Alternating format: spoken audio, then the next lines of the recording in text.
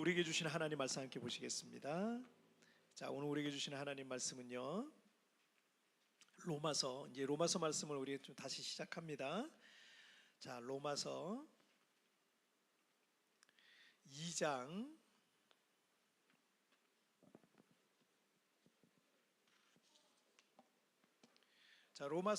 17절부터 29절까지의 말씀 보시겠습니다. 로마서 2장 17절부터 29절까지의 말씀.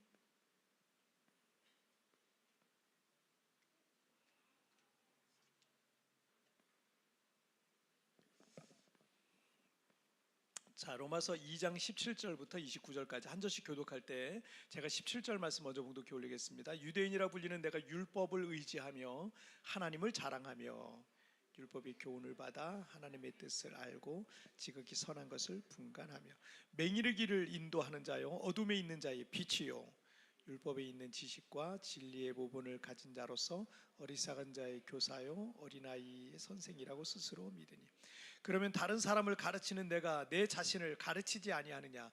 도둑질하지 말라 선포하는 내가 도둑질하느냐?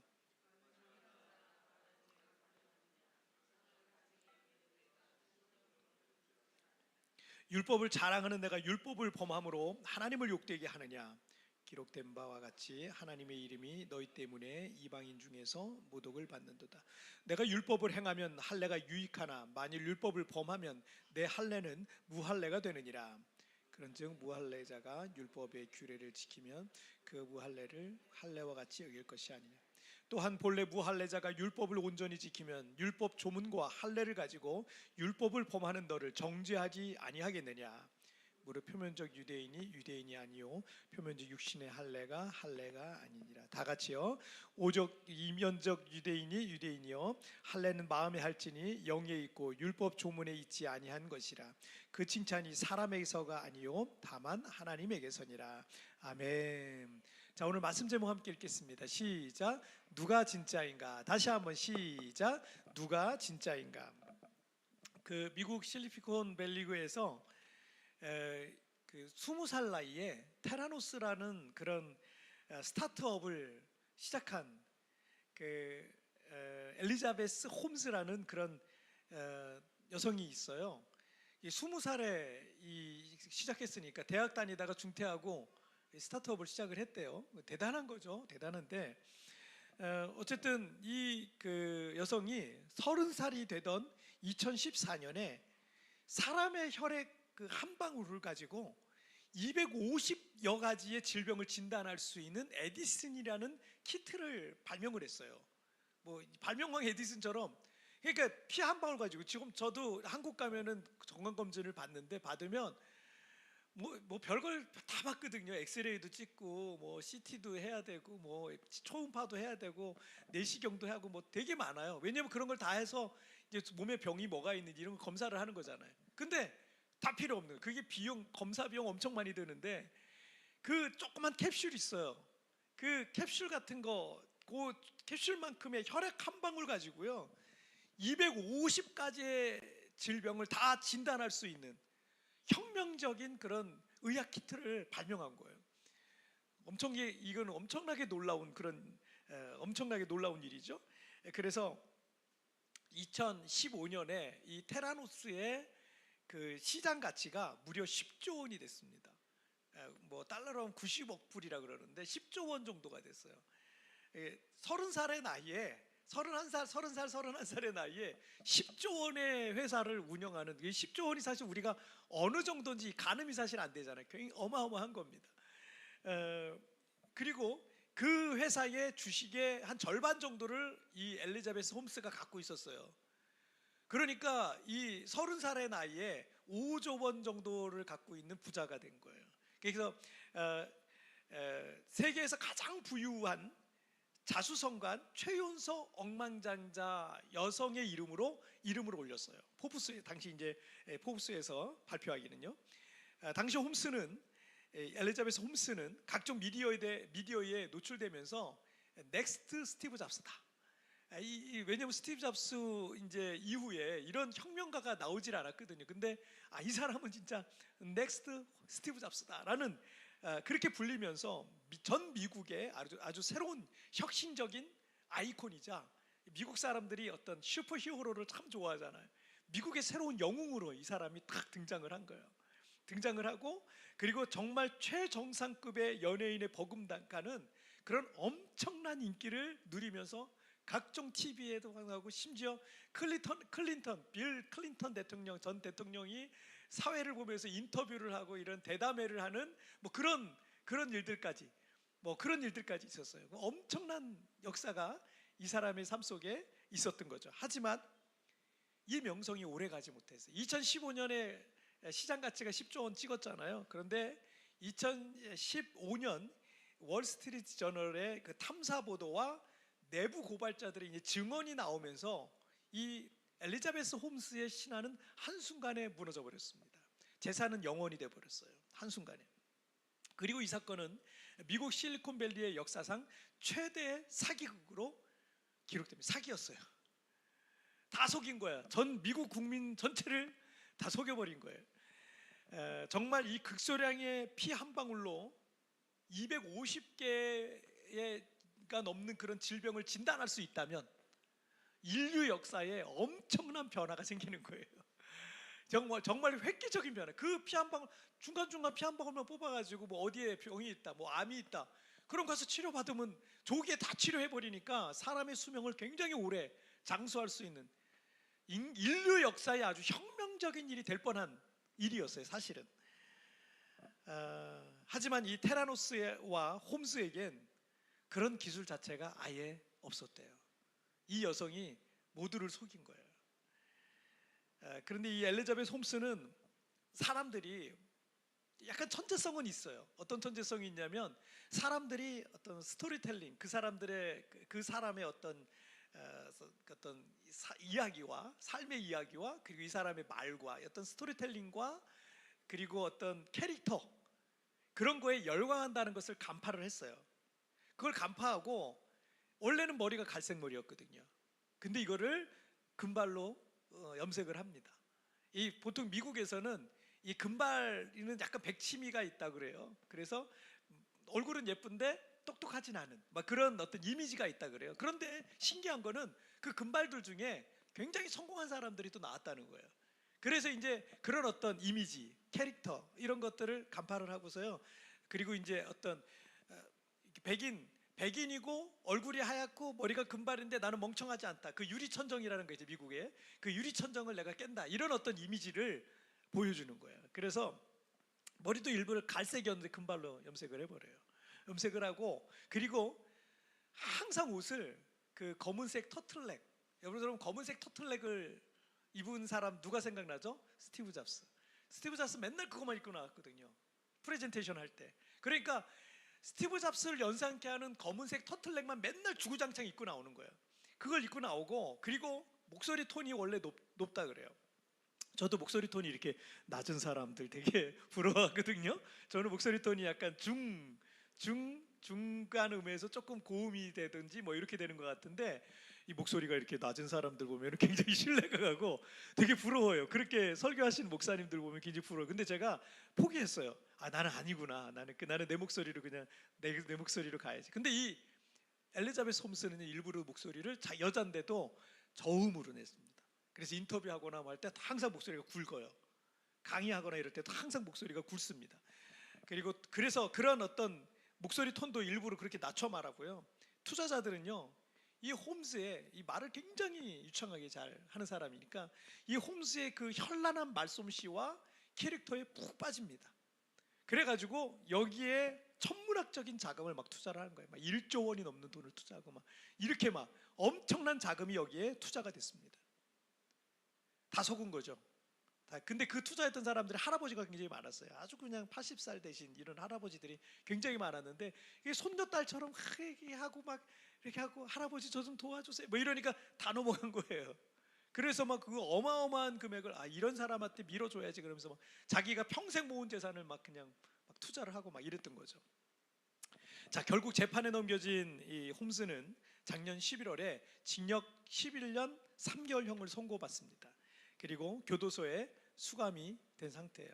얼마나 이 사람이 강심장이냐면 지금 벌써 작년에 지금 교도소에 수감됐잖아요. 근데 2015년부터 지금 2022년까지 그 사건이 계속 끌고 온 거예요. 재판이 계속 있었어요. 근데 그 사이에 결혼을 했어요.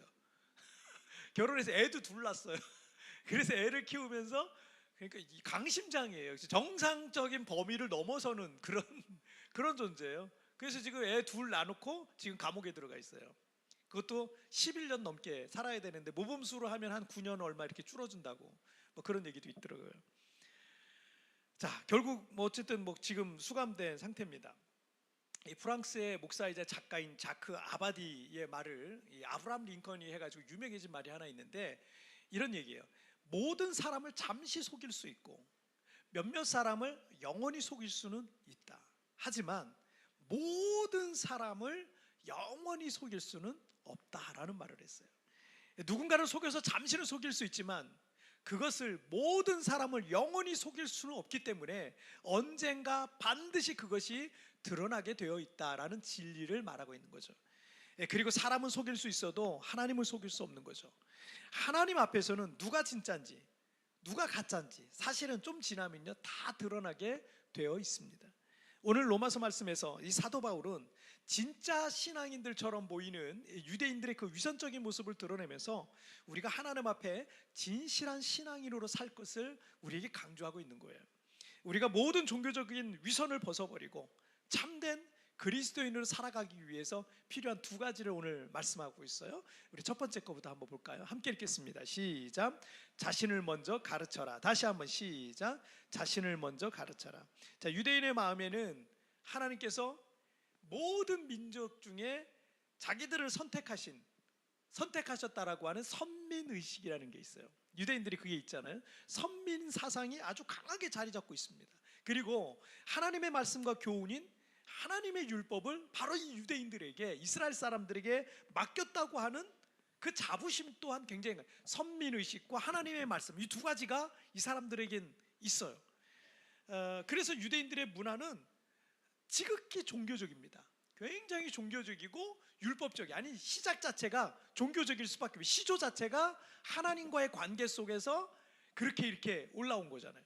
물론 이제 우리나라도 이제 고조선 우리 한반도가 시작된 게 고조선부터 시작됐잖아요. 근데 그게 그 신화가 있잖아요. 신화가 있지만 우리가 그 신화를 막 굉장히 믿고 그 신을 섬기고 이러진 않잖아요. 그런데 이스라엘 같은 경우는 아브라함에서부터 시작이 됐잖아요. 그 아브라함부터 하나님과의 관계 속에서 아브라함의 믿음의 조상으로 거듭나고 시작이 됐고 그때부터 시작된 이 이스라엘이라는 민족 자체는 아주 그냥 종교적이고 그리고 율법 중심의 율법적인 나라였습니다.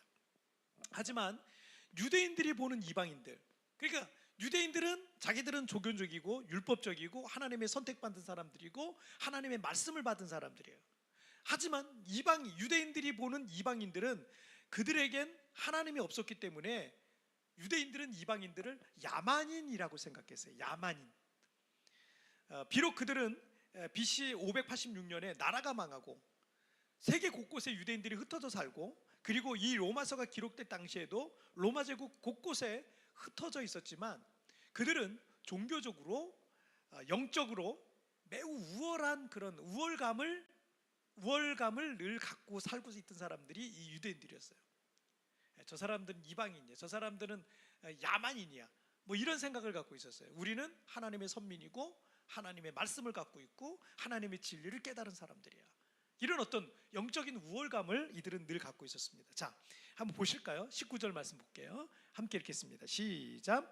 맹인의 길을 인도하는 자요 어둠에 있는 자의 빛이요. 다시 한번 시작. 맹인의 길을 인도하는 자요 어둠에 있는 자의 빛이요. 이 바울 사도 역시 유대인이었어요. 그리고 유대교의 가장 엄격한 바리새파라는 곳에서 신앙생활을 했고 거기서 자라났기 때문에 거기서 교육을 받았기 때문에 바울 사도는 자신의 동족인 유대인들이 어떤 면에서 그들의 어떤 자부심을 갖고 있는지 너무나도 잘 알고 있었던 겁니다. 자, 이 구절을 통해서 유대인들은 어떤 생각을 갖고 있어요? 첫째, 맹인의 길을 인도하는 자라고 그들 스스로 생각하고 있어요. 이 말은 뭐냐면 자신들 외에 다른 모든 이방인들은 뭐다? 영적인 소경이다라는 거예요. 깨달음이 없는 사람들이다라고 생각하는 거예요. 그리고 자신들은 맹인된 그들을 인도할 수 있는 사람들이고, 그리고 어둠에 있는 사람들에게 비친 존재들이다라는 겁니다. 대단한 영적 자부심이라 할 수 있겠죠. 자, 또 한 가지 20절 볼게요. 시작. 율법에 있는 지식과 진리의 모본을 가진 자로서 어리석은 자의 교사요 어린아이의 선생이라고 스스로 믿으니. 자, 이 구절에서 율법에 있는 지식과 진리의 모본을 가진 자라는 말을 제가 쉬운 성경을 찾아보니까 율법에서 지식과 진리의 근본을 터득했다고 하면서라고 되어 있어요. 자, 무슨 얘기냐면 그들은 율법에 있는 모든 진리와 지식에 있어서 그것을 근본을 터득했다라는 우월의식이 유대인들에게 있었다라는 걸 알 수 있습니다. 그래서 유대인들은 어떻게 생각했다고요? 둘째로 어리석은 자의 교사다라고 스스로 생각을 했던 겁니다. 그리고 스스로를 어린아이의 선생이라고 생각했던 겁니다. 때문에 유대인들은 자신들은 진리를 깨달은 자들이지만 이방인들은 앞뒤 분간하지 못하는 어리석은 자들이고 이방인 그 어린아이들과 같다라고 말하고 있는 거예요. 자, 그런데 이렇게 선민의식에 기초한 영적 우월감 또는 우월의식은요 항상 영적 교만에 빠지게 됩니다. 그런 우월의식이요 긍정적인 부분에서 어떤 그 우월의식을 또 가질 필요가 있을 때가 있어요. 하지만 어떤 잘못된 우월의식은요 항상 영적 교만이라는 이 병에 걸리게 돼 있어요. 우월의식을 갖고 있는 것은 내가 다른 사람보다 낫다라는 생각을 갖고 있는 거예요. 내가 다른 사람보다 낫다. 중국 사람들이 그런 게 있잖아요. 중화사상 그런 게 있잖아요. 우리가 세계의 중심이다. 그러다 보니까 이게 귀를 닫고요 눈을 가리고 있어요. 지난번에 제가 한두 달 전에 제가 말씀드렸잖아요. 그 사람이 자기가 왜 어떤 사람이 젊은 사람인데 그 사람이 미국 사람이 우리를 싫어하고 유럽 사람도 우리를 싫어하고 뭐 한국 사람도 우리를 싫어하고 일본 사람도 우리를 싫어하고 중국 사람을 좋아하는 사람이 없는 거예요. 그 왜 그럴까? 우리는 전 세계 사람들의 적이 되어 있다 라는 거를 이 사람이 젊은 사람이 나중에 보니까 정신을 차리고 보니까 중화사상 속에 계속 우리가 최고야 우리가 최고야 우리가 최고야 이 교육만 받고 자라다 보니까 그런 줄 알았는데 눈 뜨고 보니까 아니더라는 거예요. 아니더라는 거예요. 이게 뭐냐면 눈을 닫고 귀를 닫고 있으니까 못 보는 거예요. 교만의 특징이라는 게 눈이 가려져요. 귀가 닫힙니다. 그 사람이 실제로 다른 사람보다 더 뛰어나고 잘났을 수도 있어요. 하지만 교만이라는 건 항상 그 눈을 가리게 되고 귀를 닫아서 제대로 보지 못하게 하고 듣지 못하게 합니다. 그리고 결국은요 그 교만이 그 사람을 망가뜨리게 되어 있어요. 지금 러시아와 우크라이나 전쟁만 봐도 러시아는 세계 군사 강국 2위였잖아요. 그래서 이 세계에서 가장 큰 땅을 갖고 있고 세계에서 가장 많은 자원을 갖고 있는 나라 중에 하나였기 때문에 인구도 적고 핵무기도 없고 군사력도 비교조차도 될 수 없는 우크라이나를 러시아의 푸틴 대통령은 며칠이면 다 점령해버리겠다, 다 항복하고 손들고 우리가 우크라이나를 차지할 수 있을 것이다 라고 생각을 했어요. 하지만 지금 우크라이나는 러시아의 그 파성적 공격을요 그냥 엄청난 로켓과 미사일을 막 쏘아야 되는데 그거를 지금 1년 4개월 동안 버텨냈어요. 그리고 전 세계의 많은 나라들의 지원을 이끌어내면서 얼마 전에 러시아를 향해서 대반격을 시작해서 도리어 지금 러시아가 점점 수세에 몰리고 있다라는 그런 뉴스를 제가 봤어요.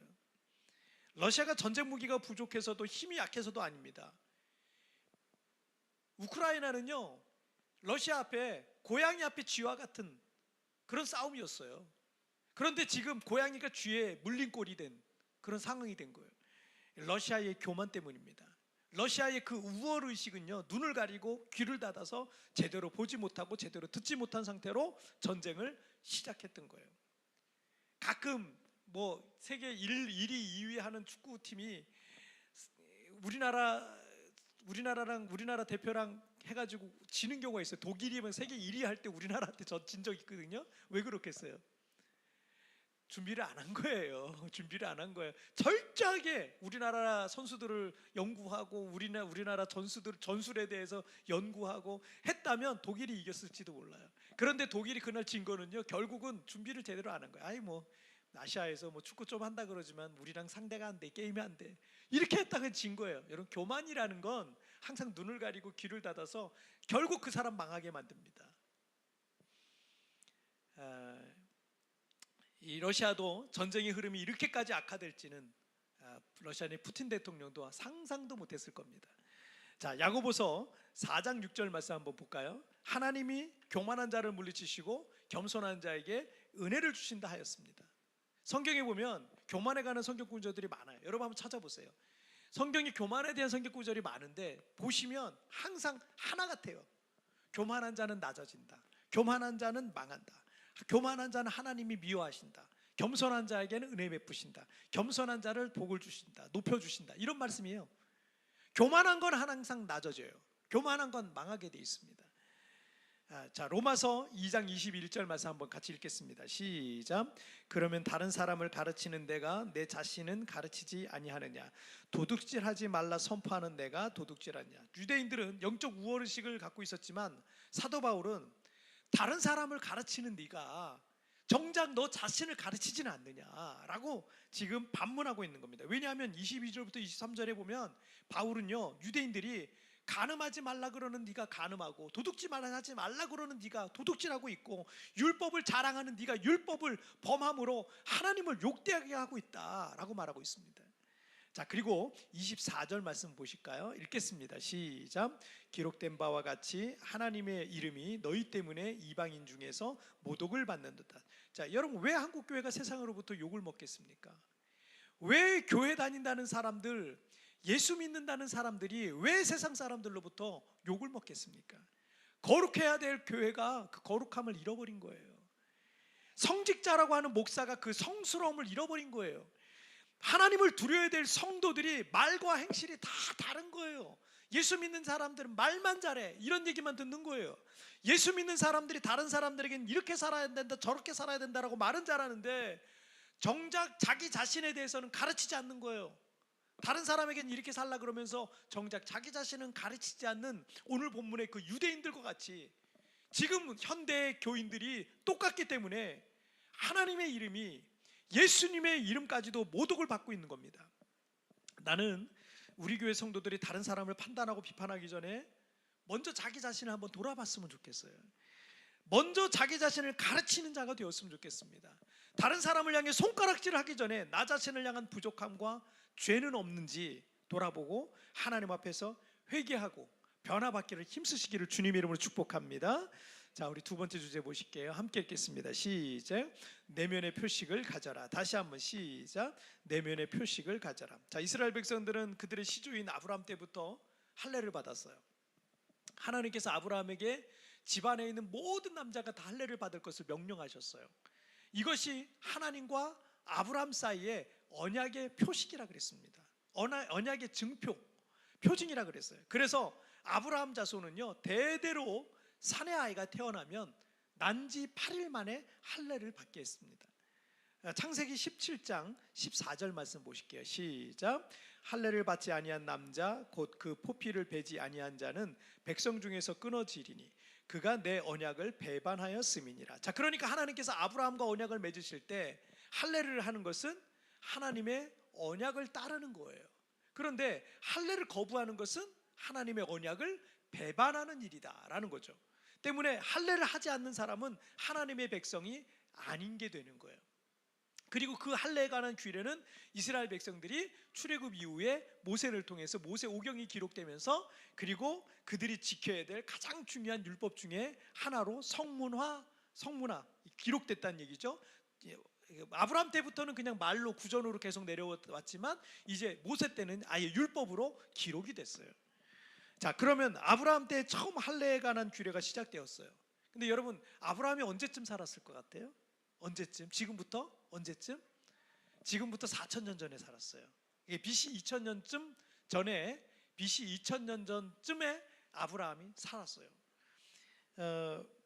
그리고 모세를 통해서 할례가 율법으로서 모세오경에 기록된 거는 언제냐면 BC 1400년, 지금부터 3500년, 3400년 전 얘기예요. 자, 그리고 지금 바울 사도를 통해서 로마서가 지금 기록돼서 로마에 있는 유대인들에게 이 로마서의 이 말씀이 전해지고 있는 이 시기는 AD 57년경입니다. 자, 그러면 이스라엘 백성들은 아브라함 때부터 바울 사도 때까지 몇 년이에요? 2000년. 2000년 동안 조상 대대로 뭐를 행했다는 거예요? 할례를 했다는 거예요. 여러분, 2000년이에요. 2000년이란 세월이 엄청나요. 여러분, 우리나라 조선이 한 600년 다스렸잖아요. 조선이. 지금 대한민국이 된 거는 지금 그렇게 오래되지 않았어요. 100년이에요, 100년. 근데 조선은 한 600년 됐어요. 그 전에 고려는 한 400년 있었어요. 그 전에는 삼국시대, 통일신라 시대, 삼국시대, 그 전에는 고려, 고조선이 있었잖아요. 그죠? 근데 여러분, 2000년이에요. 2000년. 2000년 동안 이스라엘 사람들은 우리는 할례를 해야 돼. 할례를 해야지. 그래서 아이들이, 남자아이들이 8일, 태어난 지 8일만 되면 할례를 했어요. 엄청난 전통이죠. 굉장히 오랫동안 이어진 전통이에요. 조상 대대로 할례를 했는데 우리나라는 그 시기가 어느 시기냐면은 고조선이 2300 BC 2333년 아니에요. 근데 사실은 정확하지도 않아 이게. 왜냐면 기록이 별로 없어가지고.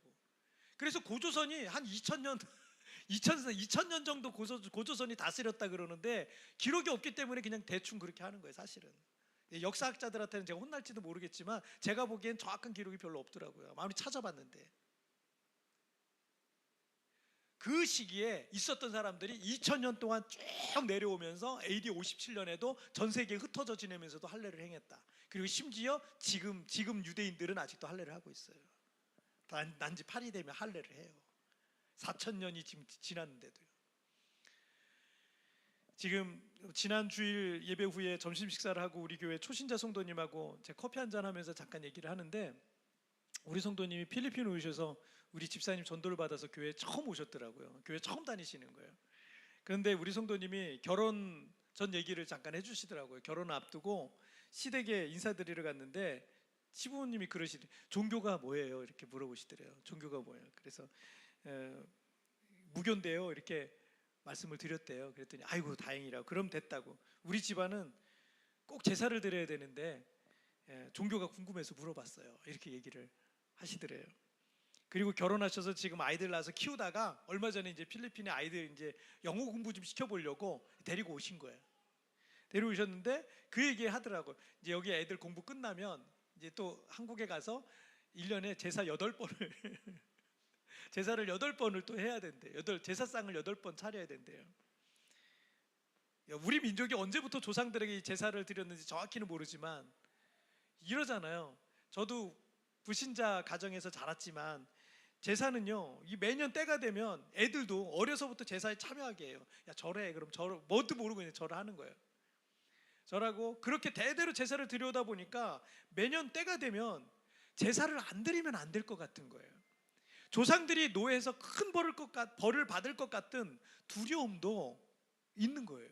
그래서 아직 결혼도 안 한 이 예비 며느리가 만약에 인사하러 왔는데 종교가 뭐예요? 라고 물었을 때 기독교인데요 라고 하면, 그렇게 되면 아들이 사랑하는 여자라고 데려왔어도 결혼을 좀 고려해 보여야 되겠다, 이런 상황이 되는 거죠.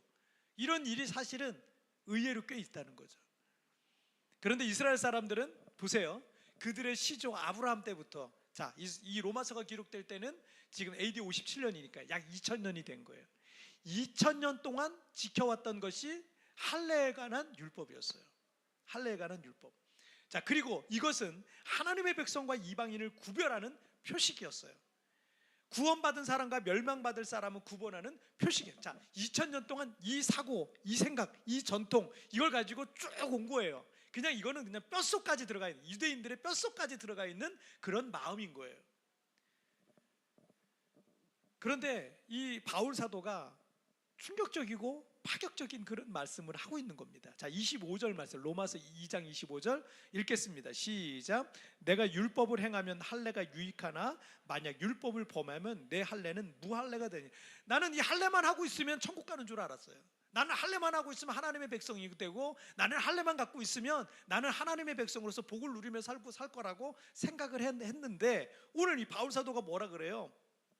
유대인이기도 했던 바울 사도가 자신도 유대인이지만 동족인 유대인들을 향해서 하나님의 말씀에 순종하면 할례라는 것이 의미가 있다.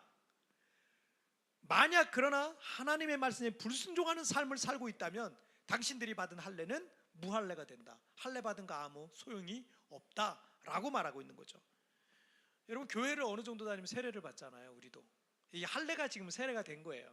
자, 교회를 어느 정도 다니면 세례를 받게 되고, 세례교인으로 몇 년간 예배를 잘 드리면 봉사도 하고, 그러면 집사님도 되고 교회 중한 직분도 받아요. 그런데 25절에서 바울 사도의 이 말은 이런 거예요.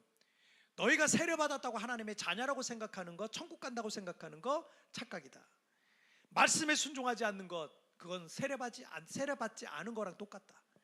세례받았고 교회에서 어떤 직분을 갖고 있다는 것이 너희의 면죄부라고 생각하지 마라. 말씀에 순종하고 믿음으로 사는 삶이 뒤따를 때 그 세례가 너희에게 진짜 의미 있는 것이다. 교회에서도 어떤 직분이 너희에게 의미 있는 것이 될 것이다 라고 말하는 거예요. 얼마 전에 세례 받으신 우리 성도님께서 세례 받으신 이후부터 이전과는 다른 삶을 사시기 위해서 애를 쓰신다라는 얘기를 제가 전해 들었어요. 얼마나 기쁜 일이에요. 얼마나 감사한 일이에요. 세례 받기 전에는 좀 부족한 삶이 있었어요. 신앙인으로서. 그런데 세례 받은 이후에는 정말 열심히 살려고 노력한다. 이게 얼마나 감사한 일입니까? 여러분, 세례 받았다고 천국 티켓 받았다고 생각하는 거 착각입니다. 그러면 이 세상에서 천국 못 갈 사람 아무도 없죠. 다 그냥 세례만 받으면 다 천국 가니까. 아무도 없죠. 우리가 세례 받을 때, 항상 세례 교육할 때 제가 말씀드리는 게 있는데, 세례 의미를 한번 보면 이런 거예요. 세례는 씻을 세자에 예식 례자를 쓰는데, 죄를 물로 씻는다 이런 의미를 갖고 있는데, 우리 교단, 제가 속한 이 장로 교단에서는요, 이 약식 세례를 많이 합니다. 약식 세례를 많이 해요. 이걸 보통 이제 세례라 그래요. 자, 두 번째로는 침례라는 표현도 있는데요. 침례라는 것은 담글 침자를 써요. 그래서 죄를 물속에 장례 지낸다라는 그런 의미가 또 들어있다 그래요. 그래서 이것은 약식 세례와는 달리 세례식 때 온 몸을 물속에 탁 잠궈요. 잠궜다가 다시 이렇게 세우거든요. 그래서 의미가 좋기 때문에 이 침례를 선호하는 그 교단들도 꽤 있습니다. 뭐 침례교를 대표로 해서 꽤 있습니다. 세 번째로 이 헬라어 원어에서는 이 밥티즈마라는 단어를 쓰고 있는데요. 이 밥티즈마는 잠기다, 적시다라는 뜻이에요. 그러니까 세례, 침례 이 두 가지 의미가 이 밥티즈마 안에 다 들어가 있다 이렇게 보시면 됩니다. 세례라는 것은 우리의 죄를 씻는다라는 의미도 있지만, 우리의 옛사람과 죄를 장례 지낸다라는 의미가 있는 거예요. 여러분, 세례 받을 때 그냥 받으면 안 되는, 그래서 세례 받을 때 뭐예요? 죄를 씻는다라는 의미도 있지만 우리 옛사람을 장례 지내는 거예요. 물속에 막 잠기면서 장례 지내는 거예요. 그래서 나는 죽고, 과거에 나는 죽고 예수로 사는 삶을 말합니다. 그게 진짜 세례인 거예요. 그런데 이 세례만 받고 그런 삶을 살지 않는다면 그 사람이 세례 받은 게 무슨 의미가 있어요? 나도 세례 받았어 하면서 나쁜 짓 다 하고 돌아다녀. 나도 교회 집사야 그러면서 나쁜 짓 다 하고 돌아다녀. 의미 없는 거예요. 그게 무슨 그 천국의 면죄부도 아니고 천국 티켓도 안 됩니다. 진짜 가짜, 진짜인가 가짜인가? 그죠? 자, 28절 말씀을 한번 보실까요? 28절 읽겠습니다. 시작. 무릇 표면적 유대인이 유대인이 아니요 표면적 육신의 할례가 아니라, 겉모습이 아무리 유대인이라 할지라도 그의 삶이 할례 받은 언약의 자손과 같이 살지 않는다면 진정한 하나님의 백성이 아니라라는 겁니다. 자, 29절 말씀도 보실게요. 29절 읽겠습니다. 시작. 오직 이면적 유대인이 유대인이며 할례는 마음에 할지니 영에 있고 율법 조문에 있지 아니한 것이라. 그 칭찬이 사람에게서가 아니요 다만 하나님에게서니라. 자, 바울 사도는 진정한 할례는 무엇이다? 마음의 할례다. 그 마음에 하나님의 백성으로서의 표식이 있어야 된다. 여러분, 내가 예수 믿는 사람인지 아닌지는요, 내가 구원받은 사람인지 아닌지는요, 내가 알아요. 여러분이 알잖아요. 몰라요? 여러분이 알아요. 구원받은 사람은 마음에 이미 주님의 그 표식이 있어요.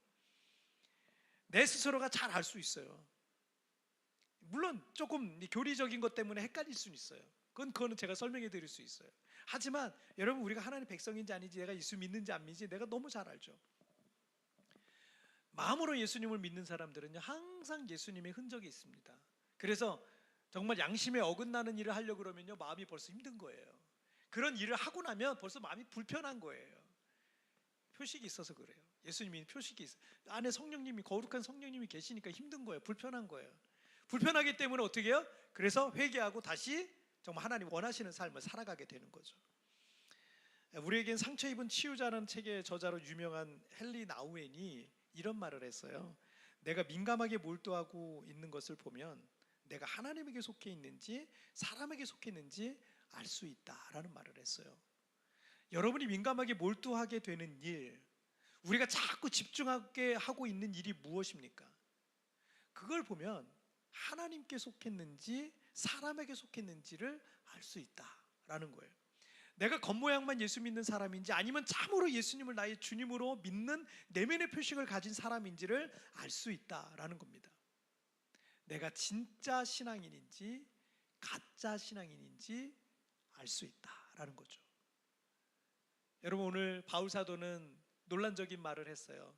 유대인들에게, 할례를 받은 유대인들이 자기들은 구원받은 백성들이고 선민이고 그들은 천국 간다고 생각했는데, 논란, 진짜인가 가짜인가, 이 논란, 그 할례가 진짜인가 가짜인가 라는 논란을 일으켰어요. 나는 진짜인가? 여러분, 오늘 이 시대도 똑같습니다. 우리가 교회를 다니고 세례도 받고 예수 믿는다 그러지만 나는 진짜인가? 우리 스스로 우리에게 질문해보고, 여러분, 우리 삶이 변화되어서 하나님이 정말 원하시는 그런 삶을 살아가시기를 주님의 이름으로 축복합니다. 자, 오늘 말씀 정리해 볼게요. 오늘 두 가지 말씀 나눴어요. 함께 읽겠습니다. 시작. 자신을 먼저 가르쳐라. 내면의 표식을 가져라. 다시 한번 시작. 자신을 먼저 가르쳐라. 내면의 표식을 가져라. 아멘. 여러분, 그렇습니다. 여러분, 이제는 우리가 뭐 영적 우월감 가질 필요도 하나도 없어요. 나도 죄인인데, 그렇잖아요. 누구 잘못된 사람들, 실수하는 사람들, 죄 짓는 사람들, 저 사람들 나쁜 사람들, 이렇게 할 필요도 없어요. 나도 죄인이니까. 그리고 우리를 좀 돌아봐요. 그리고 나를 먼저 가르치는, 여러분, 나 자신을 먼저 가르치는, 여러분, 말씀 들을 때도 이 말씀은 누가 들어야 돼, 누가 들어야 돼가 아니라 그 말씀 내가 들어야 되는 거예요. 나에게 관계된 말씀이에요. 나를 가르쳐야 돼요. 그리고 여러분, 우리 내면에 예수님이 나와 늘 함께 하신다는, 주님이 늘 나를 사랑하신다는 그 표식을 우리가 늘 가졌으면 좋겠습니다.